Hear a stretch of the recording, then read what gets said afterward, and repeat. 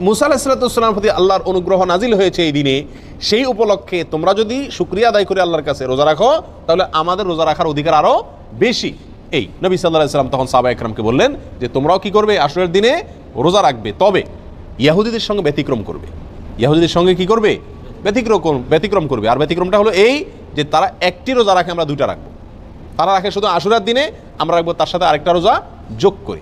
এই আরেকটা রোজা যোগের ব্যাপারে কোনো আসছে একটা আগে অথবা একটা পরে, অর্থাৎ 9-10 অথবা 10-11। আশুরা তো 10 তারিখের রোজা, তার সাথে একটা আগে অথবা পরে যে কোনো একদিন একটা যোগ করে হয় 9-10 আর না হয় 10-11 রাখার জন্য বলা হয়েছে। যদিও সেই হাদিসকে ওলামা ইকরামের কেউ কেউ সহিহ বলেছেন, কেউ কেউ যঈফ বলেছেন। তবে নবী করিম সাল্লাল্লাহু আলাইহি ওয়াসাল্লাম তার মৃত্যুর আগের বছর বা তিনি তার মৃত্যুর বছর বলেছিলেন যে আল্লাহ যদি আমাকে আগামী বছর হায়াতের বাঁচিয়ে রাখেন, আমি যদি বেঁচে থাকি, তাহলে লা আসুমান্না তাসিআ ওয়াল আশিরা, তাহলে আমি আগামী বছর মুহররম আসলে, আশুরা আসলে 9 এবং 10 দুই দিন রোজা রাখবো।